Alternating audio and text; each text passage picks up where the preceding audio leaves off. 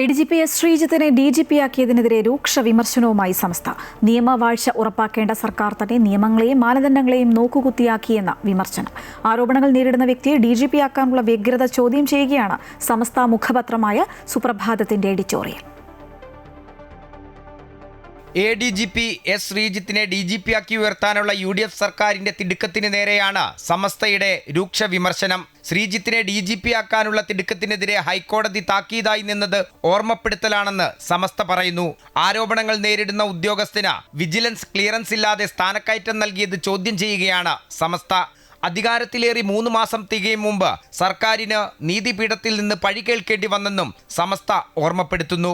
കഴിഞ്ഞ സർക്കാരിന്റെ കാലത്ത് വളഞ്ഞ വഴി ഷിനു ചൊവ്വ, ചിത്തരേഷ് നടേശൻ എന്നിവരെ പോലീസ് സേനയിലെടുക്കാൻ ചുക്കാൻ പിടിച്ചത് ADGP S. ശ്രീജിത്താണെന്നും സമസ്ത ചൂണ്ടിക്കാണിക്കുന്നു.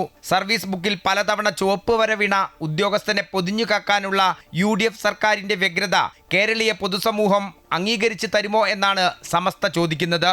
നീണ്ട 10 വർഷം ജനം പുറത്തിരുത്തിയതിനു ശേഷമാണ് അധികാരത്തിലെത്തിയതെന്ന ചിന്ത UDF സർക്കാരിനുണ്ടായാൽ നന്നെന്ന് പറഞ്ഞാണ് സമസ്ത മുഖപത്രമായ സുപ്രഭാതത്തിന്റെ എഡിറ്റോറിയൽ അവസാനിപ്പിക്കുന്നത്.